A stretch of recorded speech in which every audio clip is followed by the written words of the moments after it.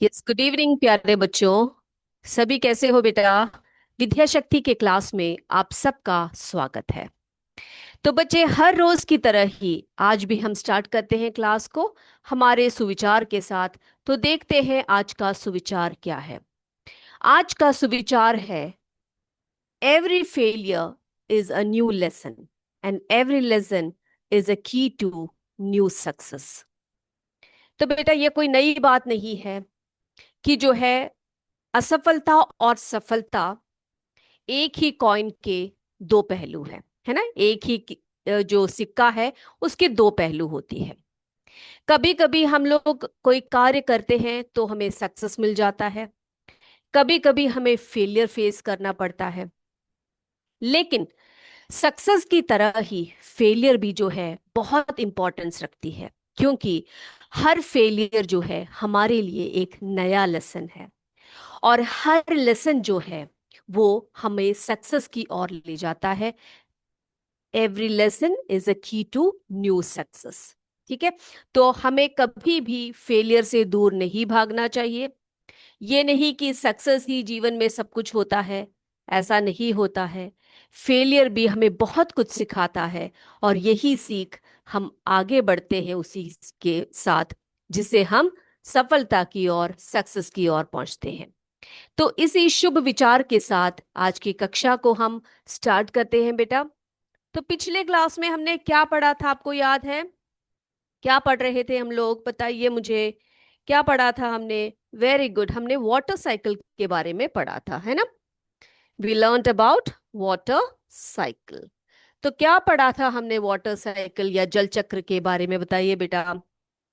क्या है जल चक्र? Yes, very good.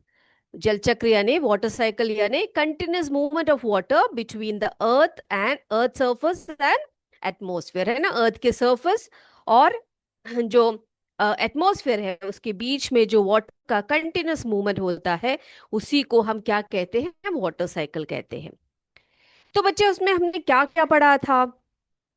क्या पढ़ा था हमने कि जो वाटर बॉडीज होती हैं, जैसे कि ओशंस, रिवर्स, पॉन्ड्स, लेक्स वगैरह जो होते हैं, उनमें से उन वहां से उनके सरफेस में से वाटर जो है इवोपरेट हो जाती है, and it goes to the atmosphere as vapor and return as rain, hail, or snow, and ultimately flowing back to the oceans. This circulation of water is known as water cycle. ये हमने बहुत ही अच्छी तरह से पढ़ लिया था। Okay बेटा, अब वाटर साइकिल में प्लांट्स का क्या रोल है ये भी हमने पढ़ा था। Plants contribution, plants contribution in maintaining water cycle. तो प्लांट्स का क्या रोल है वाटर साइकिल मेंटेन करने में, ये भी हमने देख लिया था। ओके बेटा, हम एक बार रिकैप करके आ जाते हैं कि हमने क्या पढ़ा था पिछले क्लास में, कि प्लांट्स जो है किस तरह से कंट्रीब्यूट करते हैं वाटर साइकिल में, उनका क्या रोल होता है वाटर साइकिल में। ओके। तो हमने क्या पढ़ा था बच्चे? हमने पढ़ा था, वी लर्न अबाउट ट्रांसपिरेशन, है ना। तो ट्रांसपिरेशन के बारे में हमने आपको बताया था, हमने एक एक्टिविटी भी किया था उसके बारे में। तो transpiration occurs when plants draw up water from underground along with the nutrients they need for survival। तो जब उनकी जरूरत की न्यूट्रिएंट्स और वाटर को प्लांट्स क्या करते हैं, रूट्स की सहायता से ऊपर अंडरग्राउंड से ऊपर की और खींचते हैं, तो क्या होता है, some of the water then exits the leaves of the plant through special parts of the leaf collectively called stomata। तो बच्चे, मैंने आपको ये भी बताया था कि स्टोमेटा क्या है।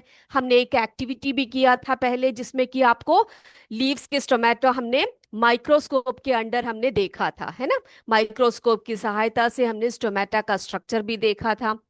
तो जिसमें कि हमें पता है कि स्टोमेटा क्या होती है।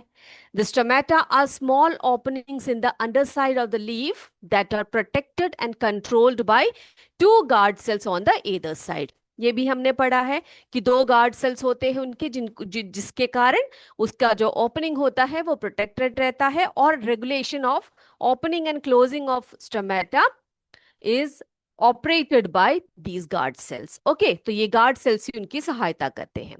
Now when the stomata open, जब स्टोमेटा ओपन होती है तो क्या होता है बच्चों, water escapes and evaporates from the plant into the atmosphere. तो जब स्टोमेटल ओपनिंग होता है, जब गार्ड सेल्स हेल्प करते हैं स्टोमेटा को ओपन करने में, तो क्या होता है, वहां पर पानी जो होता है, वाटर जो होता है, वो एस्केप करता है बाहर। कौन से प्रोसेस से? इवापोरेशन से। ओके, तो इवापोरेशन के द्वारा जो पानी एस्केप होता है प्लांट्स के स्टोमेटा के थ्रू, वो कहाँ को जाता है? एटमॉस्फेयर में जाता है। Now only 1% of the water taken in by the roots for photosynthesis is used by the plants. तो सिर्फ 1% जो है वाटर, वो प्लांट्स लेते हैं फोटोसिंथेसिस के लिए। बाकी क्या करते हैं बेटा? बाकी वो एक्सपेल कर देते हैं अपने बॉडी में से। ठीक है, तो transpiration causes the remaining water to evaporate. तो जो ट्रांसपिरेशन प्रोसेस होता है, उसके कारण क्या होता है, स्टोमेटा में से जो एक्सेस वाटर होता है प्लांट बॉडी में से, वो बाहर निकलता है। और उसी प्रोसेस को हम ट्रांसपिरेशन के नाम से जानते हैं। अब जब एटमॉस्फेयर में वाटर वेपर आ जाता है, तो आपको पता है जो वाटर वेपर एटमॉस्फेयर में होता है, it plays a significant role in the water cycle. Water cycle में एक बहुत बड़ा कार्य होता है, किसका? इवापोरेशन का। ये हमने देखा है ना। तो ओशन से या फिर जो अन्य जो वाटर बॉडीज है, उनके सरफेस से जो इवापोरेशन होता है, प्लांट्स में से जो ट्रांसपिरेशन के थ्रू जो वाटर वेपर एटमॉस्फेयर में आता है, क्या होता है फिर? वो कंडेंसेशन के वजह से क्या बन जाता है, जो डस्ट पार्टिकल्स होते हैं उनमें ये जो छोटे छोटे वाटर ड्रॉपलेट्स जो है वो चिपक जाते हैं, और किसका फॉर्मेशन करती है? क्लाउड्स का फॉर्मेशन करती है। और क्लाउड से फिर क्या होता है, जब लार्ज क्लाउड्स बन जाते हैं, तो रेन के रूप में प्रेसिपिटेशन, एक प्रोसेस आपको बताया था मैंने पिछले क्लास में, जिससे प्रेसिपिटेशन के थ्रू, वो जो प्रोसेस के थ्रू क्या होता है, रेन वाटर जो है वाटर बॉडीज में फिर से कलेक्ट हो जाते हैं।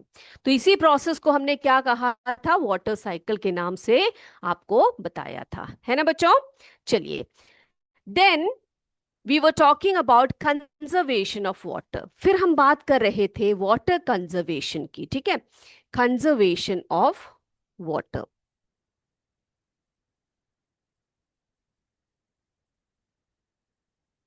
Conservation of water. तो बच्चे, हमने पढ़ा है कि हमें जो है क्या करना चाहिए, पानी की बचत करनी चाहिए, वाटर को सेव करना चाहिए। क्यों करना चाहिए वाटर को? तो हमने आपको बताया था कि जो हमारा जो अर्थ होता है, अर्थ में चारों तरफ क्या है? पानी ही पानी है कि नहीं? हर तरफ पानी पानी है चारों तरफ। लेकिन क्या है बच्चों, पानी जो है हमारे किस काम में आती है? हर काम आती है पानी, है ना। लेकिन पानी जो है बहुत कम है जो पीने योग्य है या फिर यूज के योग्य है ना। So the water from the ocean and earth's surface evaporates into the atmosphere as vapor and returns as rain, hail और snow, ultimately flowing back to the oceans। आपको बताया हमने, है ना, वाटर साइकिल में ऐसा होता है। और इस सर्कुलेशन को ही वाटर साइकिल कहते हैं, जैसे कि अभी बताया। लेकिन only a small portion of water available on the earth is fit for use by plants, animals and humans. तो बच्चे देखो, बहुत ज्यादा पानी है हमारे पास, लेकिन बहुत ही छोटा सा एक पोर्शन है जो हम मनुष्य जीवों या अन्य जीवों के लिए या पौधों के लिए यूज करने के लिए फिट है। Okay, yes, most of the water is in the oceans. तो ज्यादातर पानी कहां पर है बेटा? महासमुद्रों में है, ओशियंस में है, जो हम डायरेक्टली यूज नहीं कर सकते। क्यों नहीं कर सकते? क्योंकि उसमें बहुत सारे इंप्यूरिटीज होते हैं, बहुत सारे सॉल्ट्स होते हैं, बहुत सारा मिनरल्स होता है।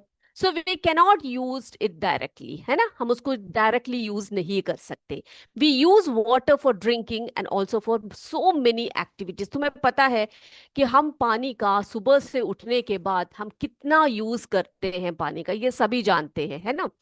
and the number of people using water is increasing with the rise in population. तो बच्चे दिन बर दिन हर साल हम देखते हैं कि हमारा जो वर्ल्ड का जो पॉपुलेशन है वो बढ़ता ही जा रहा है। अब जब पॉपुलेशन बढ़ेगा तो क्या होगा? The increasing demand of water causes its shortage in many parts of the world. तो ये एक बहुत ही बड़ी रियलिटी है कि जब इतना ज्यादा पॉपुलेशन होगा और पानी जो है उसकी मात्रा जो है हमारे पास जो यूज करने योग्य पानी है वो कम है, तो वहां पर क्या होगा बेटा बेटा वहां पर डिमांड ज्यादा होगी, है ना? तो डिमांड जब ज्यादा होगी तो वहां पर क्या होगा? वाटर का शॉर्टेज होगा, है कि नहीं? Yes. Hence, it is very important to use water wisely and avoid wasting it. तो हमें क्या करना चाहिए? पानी की बचत करनी चाहिए। कैसे करनी चाहिए? पानी का सही उपयोग करना चाहिए, उसको वेस्ट नहीं करना चाहिए। हमें अपने जो वाटर बॉडीज है उनको क्या करना चाहिए? पोल्यूशन फ्री रखना चाहिए। ये पोल्यूशन फ्री क्यों कहा गया है बेटा? क्योंकि आजकल हमारी भूमि में, हमारे अर्थ में बहुत ज्यादा पोल्यूशन हो रहा है ना? कैसा पोल्यूशन हो रहे हैं बेटा? बहुत टाइप ऑफ पोल्यूशंस है ना? There are different types of pollutions, जैसे कि एयर पोल्यूशन हो गया। ओके, एयर पोल्यूशन, ये सब हम आपने छोटे क्लासेस में पढ़े होंगे। एयर पोल्यूशन हो गया, वाटर पोल्यूशन हो गए, वाटर पोल्यूशन। फिर देखो सॉइल पोल्यूशन। तो ये सब पोल्यूशन कौन फैला रहा है बेटा? हु इज, जो कौन है इसके लिए जिम्मेदार कौन है बताइए आप लोग? Who is responsible for these type of pollutions? कौन है रिस्पॉन्सिबल? हम है रिस्पॉन्सिबल, वी ह्यूमन बीइंग्स, है ना? हम मनुष्य ही है जो क्या कर रहे हैं, इस भूमि को क्या कर रहे हैं? मलिन बना रहे हैं, पोल्यूट कर रहे हैं, है कि नहीं? तो इसी तरह से जो है वाटर का पोल्यूशन भी बहुत ही ज्यादा हो रहा है। तो it is very very important to conserve water, है ना? हमारे पानी को बचत करना, हमारे पानी का कंजर्वेशन जो है बहुत ही इंपॉर्टेंट है। तो बेटा कंजर्वेशन क्या है? What is water conservation? पानी की बचत या पानी को बचाना या वाटर का कंजर्वेशन क्या होता है? देखो, water conservation means the practice of using water efficiently wherever possible, thereby minimizing its wastage. तो कंजर्वेशन क्या है बेटा? ऐसे प्रैक्टिस जिससे कि पानी को जो है, पानी को जो हम यूज करते हैं उसको एफिशिएंटली यूज करें जितना हो सके। एंड उससे क्या होगा बेटा? उसका वेस्टेज जो है मिनिमाइज करेंगे हम लोग, ठीक है? उसी को हम क्या कहते हैं बेटा? कंजर्वेशन ऑफ वाटर कहते हैं। And it includes all steps taken to preserve water bodies, fresh water sources and our daily requirements without polluting और वेस्टिंग देम। तो उसमें क्या क्या आता है? कंजर्वेशन ऑफ वाटर में क्या क्या आता है बेटा? कौन कौन से स्टेप्स आते हैं? सबसे पहला तो ये कि वाटर बॉडीज को प्रिजर्व करना।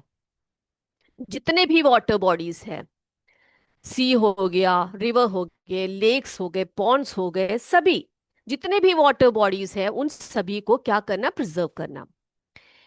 और जिन सोर्सेस में से हमें फ्रेश वाटर अवेलेबल होता है ना? जहां से भी हमें फ्रेश वाटर, क्योंकि ये जो फ्रेश वाटर होता है इसी को तो हम यूज कर सकते हैं। Okay, and our daily requirements without polluting और वेस्टिंग दम। देखो, हम जो पानी का यूज कर रहे हैं उसको प्रॉपरली करिए, उसको पोल्यूट मत कीजिए उसको, क्योंकि और कोई नहीं आएगा वाटर को पोल्यूट करने, बस हम ही लोग हैं जो वाटर को पोल्यूट करते हैं, तो उस पे हमें ध्यान रखना पड़ेगा। Now, as you all know, water is vital for all living beings to maintain life on earth. तो बेटा ये तो किसी को पूछने की भी जरूरत नहीं है कि पानी की आवश्यकता क्यों है हमें। क्यों? पानी जो है बहुत ही वाइटल होता है, यानी कि ऐसा एक चीज है पानी जो हमारे जीवन को बनाए रखती है इस अर्थ में।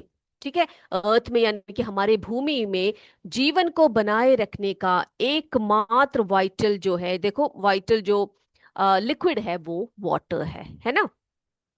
नाउ अगर हम वाटर के यूजेस की बात करें तो ये तो सबको पता है, फर्स्ट स्टैंडर्ड से ही आप पढ़ते आ रहे हो। क्या पढ़ रहे हो? हम कुकिंग के लिए यूज करते हैं, वॉशिंग के लिए, क्लीनिंग के लिए, बाथिंग के लिए, इरिगेशन करने के लिए। इरिगेशन क्या है बेटा? प्लांट्स वगैरह को वाटर देने में, इन सभी में हम लोग यूज करते हैं। और भी कितने सारे यूजेस हैं वाटर के, है ना। तो conserving water is important because we can not survive without it.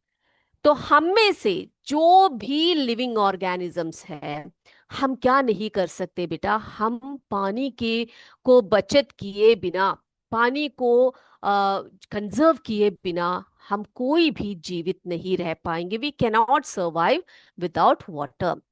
Now water helps humans to stay hydrated and help fight diseases. तो बच्चे हमारे शरीर में या फिर कोई भी जीव जंतु हो, अगर वो ठीक प्रकार से पानी ना पिए तो क्या हो सकता है? डिहाइड्रेशन हो जाता है। क्या है dehydration? What is dehydration? Dehydration यानी कि आपके सेल्स में, आपके शरीर में अब जो सेल्स से बने हुए हैं, उन सेल्स में हर सेल्स तक पानी पहुंचाना। ठीक है, अगर नहीं पहुंचा तो क्या होगा? वो सेल्स धीरे धीरे अपना कार्य रोक देंगे। और जो आपके ऑर्गन्स है, वाइटल ऑर्गन्स है, उनमें भी क्या होगा? वो प्रॉपर फंक्शनिंग नहीं करेंगे। And water helps us to stay hydrated and help fight diseases. तो जितने भी बीमारियां होते हैं हमें, तो हम जब भी डॉक्टर के पास जाते हैं, डॉक्टर्स हमसे क्या बोलते हैं कि बच्चों, या फिर आप कोई भी गए हो तो आपसे बोलेंगे कि आप अच्छी तरह से पानी पीजिए। क्या करिए? आप पानी को अच्छी तरह से पीजिए, क्योंकि पानी में एक ऐसी शक्ति होती है जो आपके टॉक्सिन्स को बॉडी से रिमूव करती है। ओके, तो ये क्या करती है? आपके शरीर को डिजीजेस से फाइट करने में हेल्प करती है। नाउ लैक और shortage of water causes diseases, जैसे मैंने अभी ये बताया आपको। एंड कंडीशंस लाइक, अब कैसे कंडीशंस ला सकता है? ड्राउट आ सकता है, हंगर आ सकता है। ड्राउट यानी क्या बेटा? सूखा पड़ना। ओके, पानी की कमी से सूखा पड़ जाता है। देखो हंगर जैसी अवस्थाएं आ जाती है, यानी क्या है बेटा? ऐसी अवस्थाएं जब पानी ना हो तो हम किस तरह से कल्टीवेशन करेंगे, कैसे हम अनाज उगाएंगे? तो वहां पर क्या होगा? भुखमरी होगी, है ना। Now, throwing waste into water causes water pollution and harm fish and other aquatic life. देखो बहुत सारे ऐसे ह्यूमन एक्टिविटीज हैं जिसमें क्या किया जाता है कि पानी में बड़े बड़े जो है ओशंस हो, रिवर्स हो, उन सब में क्या किया जाता है? वेस्ट को बाहर निकाला जाता है, ताकि चाहे वो इंडस्ट्रियल वेस्ट हो या हाउस होल्ड वेस्ट हो, ये सभी क्या किया जो जो सीवेज पाइप्स वगैरह होते हैं, वो क्या किया जाता है? सीधे पानी में जाकर छोड़ दिया जाता है। और इससे क्या कॉज हो जाता है? वाटर पोल्यूशन होता है। And it harms fishes and other aquatic life. तो एक्वेटिक लाइफ क्या है बेटा? पानी में जितने भी लिविंग ऑर्गेनिजम्स रहते हैं उनको हम एक्वेटिक ऑर्गेनिजम्स कहते हैं, है ना। जैसे कि रिवर वगैरह, ओशंस वगैरह में जो लाइफ होती है पानी के अंदर, उनको हम एक्वेटिक लाइफ बोलते हैं। तो उस पोल्यूशन के कारण जितने भी एक्वेटिक ऑर्गेनिजम्स होते हैं उनको हार्म पहुंचता है, वो मर जाते हैं, है ना। Then so do not leave the taps open while brushing, shaving etcetera. और जब भी आप बात कर रहे हो, ब्रश कर रहे हो, शेव कर रहे हो, कई बच्चों में ऐसी आदत होती है या कई बड़ों में भी ऐसी आदत होती है कि वे क्या करते हैं? टैप को पूरा खुला छोड़ देते हैं, फिर ऐसे ब्रश करते हैं तब तक, या फिर शेव करते हैं। कई लोग नहाते हैं, क्या करते? टैप खोल खोल के या बुरी तरह से पानी निकाल के शावर्स वगैरह करते हैं। तो उससे क्या हो जाता है? आपको आपका पानी जो है बहुत ज्यादा वेस्ट हो जाता है। Now use water in buckets to conserve water then choosing a shower for bathing. तो बच्चों क्या होता है कि जब हम शावर खोल के नहाते हैं तो बहुत सारा पानी जो है वेस्ट हो जाता है। तो उसके बदले हम क्या कर सकते हैं? वी कैन यूज बकेट्स, है ना, water in buckets to conserve water. तो हम शावर के बदले हम लोग क्या कर सकते हैं, बकेट में पानी लेकर उससे भी हम लोग नहा सकते हैं, है कि नहीं? है कि नहीं? Okay, very good. Now rain water harvesting is a good method of preserving water. देखो, रेन वाटर हार्वेस्टिंग क्या होता है, एक बहुत ही डिटेल में हम अगले चैप्टर में पढ़ेंगे। उसमें क्या है कि रेन वाटर जो, जब भी हमें रेन वाटर उपलब्ध होता है तो उसको क्या किया जाता है, अच्छे अच्छे टैंक्स में या फिर कुछ ऐसे मेथड से उसको क्या किया जाता है, उसको प्रिजर्व किया जाता है, ताकि जब भी हमें पानी की आवश्यकता हो तो हम पानी का उपयोग कर सकते हैं। ओके, तो आई होप ये आप सभी को क्लियर हो गया है कि किस तरह से पानी का कंजर्वेशन हमें करना चाहिए और वो क्यों जरूरी होता है।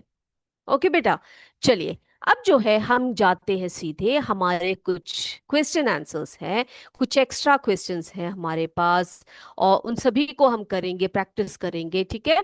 चलिए, तो सबसे पहले हम क्या करने वाले हैं, कुछ क्वेश्चंस को हमने पिछले क्लास में दो तीन प्रश्नों को, क्वेश्चंस को हमने कर लिए थे, है ना? तो आज भी हम कुछ क्वेश्चंस को प्रैक्टिस करेंगे। तो बेटा यहाँ पे आप देख सकते हैं, यहाँ पर क्या है, मैच द फॉलोइंग करना है आपने। तो यहां पर पहला है कंडेंसेशन, दूसरा है फ्रीजिंग, तीसरा इवापोरेशन, मेल्टिंग। ओके, यहां पर क्या दिया है, एक मिनट, यहां पे दिया है water vapour, humidity, water cycle, इतनी चीजें दी गई है। तो यहां पर बॉक्सेस में कुछ क्या दिए हैं, कुछ डेफिनेशंस दिए हैं, तो आपने क्या करना है, इनको मैच करना है, ठीक है? इन टर्म्स के साथ इनको मैच करना है। सबसे पहले हम बात करते हैं यहां पर कंडेंसेशन की। तो ये कंडेंसेशन क्या है बेटा, यहां से क्या चुन के आप लिखोगे, यहां पर कंडेंसेशन क्या है? Yes, very good, the process of conversion of vapour into a liquid state, है ना? तो वेपर का लिक्विड स्टेट में कन्वर्जन क्या कहलाता है, कंडेंसेशन कहलाता है। ओके, देन फ्रीजिंग, फ्रीजिंग क्या है बेटा, बताइए आप लोग। फ्रीजिंग में क्या होता है, कौन सा प्रोसेस होता है, किससे किस में चेंज हो जाता है? Very good, process of changing from liquid to solid, है ना? जैसे पानी है, वो फ्रीजिंग के बाद क्या बन जाता है, सॉलिड बन जाता है, यानी कि आइस में कन्वर्ट हो जाता है। तो process of changing from liquid to solid जो है वो क्या कहलाता है, फ्रीजिंग कहलाता है। ओके, नाउ इवापोरेशन में क्या होता है बेटा, इवापोरेशन में क्या होता है? Yes, process of conversion of water into a vapour state, ठीक है? तो इवापोरेशन क्या है बेटा, वाटर इनटू वेपर स्टेट। यहां पर कंडेंसेशन में क्या था, वेपर इनटू लिक्विड स्टेट या वाटर स्टेट, है ना? तो इसमें ये दोनों जो है ये दोनों प्रोसेस जो है जस्ट ऑपोजिट्स में आते हैं। Evaporation, process of conversion of vapour into vapour, water into vapour state, और condensation, process of conversion of vapour into a liquid state. Okay, now what is melting? Melting में क्या होता है बेटा, अब जैसे आइस है वो मेल्ट हो जाता है, किस में कन्वर्ट हो जाता है, लिक्विड में या पानी में कन्वर्ट हो जाता है ना? तो यहां पर मेल्टिंग में क्या देंगे हम लोग, process of changing from solid to liquid. Okay, तो सॉलिड से लिक्विड में चेंजिंग का जो प्रोसेस होता है उसी को हम क्या कहते हैं, मेल्टिंग कहते हैं। Now what is water vapour? Water vapour क्या है बेटा, वाटर का गैशियस स्टेट होता है water vapour, water in a gaseous state, that is water vapour. Now what is humidity? Humidity बेटा पढ़ा था हमने, बारिश के समय पर बहुत ज्यादा ह्यूमिडिटी होती है, वो क्या है? Yes, amount of water vapour in the air, air में या एटमॉस्फेयर में वाटर वेपर का जो अमाउंट होता है उसी को हम क्या कहते हैं, ह्यूमिडिटी बोलते हैं। ना व्हाट इज वाटर साइकिल? बहुत सिंपल है, circulation of water in the nature. Okay, तो ये सभी क्लियर है बेटा, किसी को कोई डाउट नहीं है? ये सभी टर्म्स सभी को क्लियर है? कंडेंसेशन क्या है, फ्रीजिंग क्या है, इवापोरेशन क्या है, मेल्टिंग क्या है, वाटर वेपर किसको कहा जाता है, ह्यूमिडिटी किसको कहते हैं, और वाटर साइकिल क्या है? बेटा वाटर साइकिल जो है आपको एग्जाम में बनाने को भी पूछा जा सकता है। उसमें कंडेंसेशन का क्या रोल है पूछा जा सकता है, इवापोरेशन का क्या रोल है ये भी पूछा जा सकता है।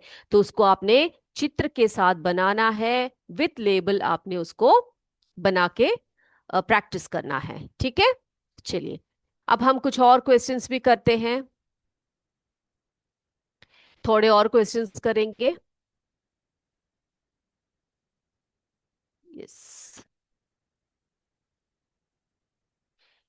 तो बेटा अगला क्वेश्चन है हमारे पास, what factors influence the rate of evaporation?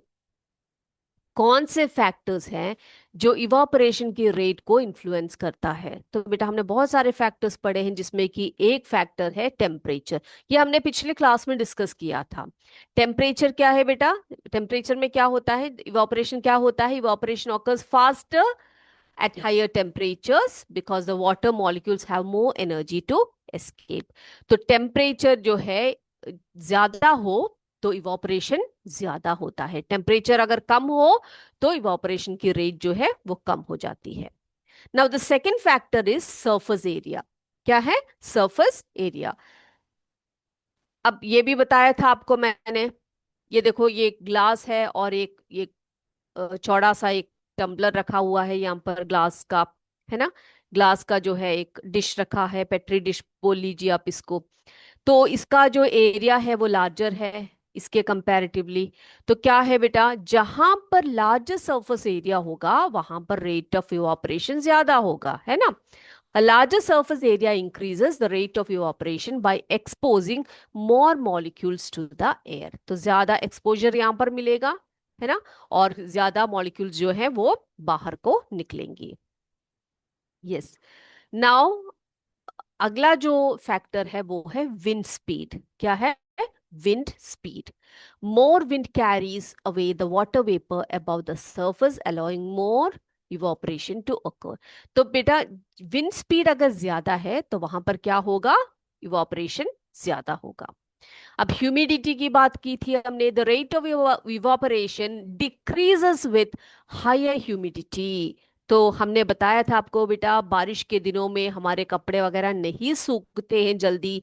क्या कारण होता है? क्योंकि वहां पर ह्यूमिडिटी ज्यादा होती है ना? तो इसका मतलब वहां पर इवापोरेशन कम होता है। तो more water vapour in the air, यानी कि ज्यादा ह्यूमिडिटी। नाउ ये जब ज्यादा होता है तो वहां पर क्या होता है? इवापोरेशन जो है डिक्रीज हो जाता है, because the air is already saturated with moisture. तो एयर में ऑलरेडी बहुत ज्यादा मॉइस्चर होता है, तो वहां पर इवापोरेशन की जो रेट होती है वो कम होती है।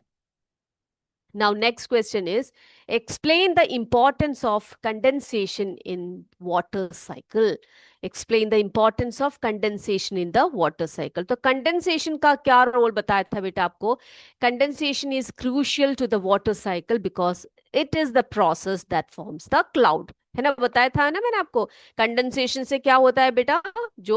जो वेपर होता है वो छोटे छोटे ड्रॉपलेट्स में कन्वर्ट हो जाते हैं, उसके बाद वो डस्ट पार्टिकल से मिल जाते हैं और वो क्लाउड्स का फॉर्मेशन करती है।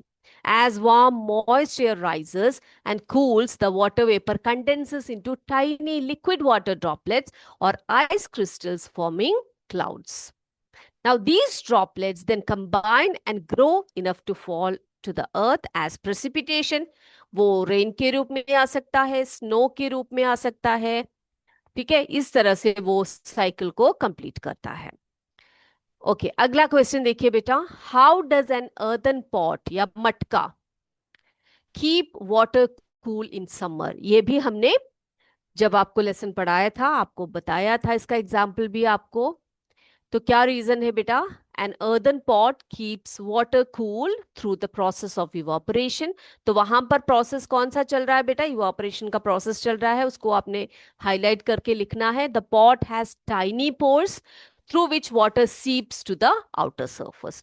तो जो अर्दन पॉट होता है, जो मटका होता है मिट्टी का, उसमें छोटे छोटे टाइनी पोर्स होते हैं, जिससे कि वाटर जो है सीप आउट करता है और बाहर के सरफेस में आ जाता है। ठीक है, जिससे कि इवोपरेशन होता है, और इवोपरेशन में क्या होता है कि एक कूलिंग इफेक्ट इसमें आ जाता है।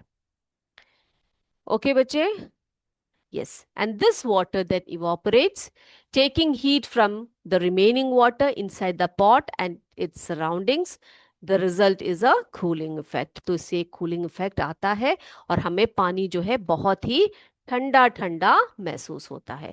तो बच्चे, हमने कुछ क्वेश्चंस जो है डिस्कस कर लिए, इंपॉर्टेंट क्वेश्चंस को डिस्कस कर लिया, और इस चैप्टर को भी हमने बहुत अच्छी तरह से समझा है। अगर किसी को भी कोई डाउट हो तो आप पूछ सकते हैं।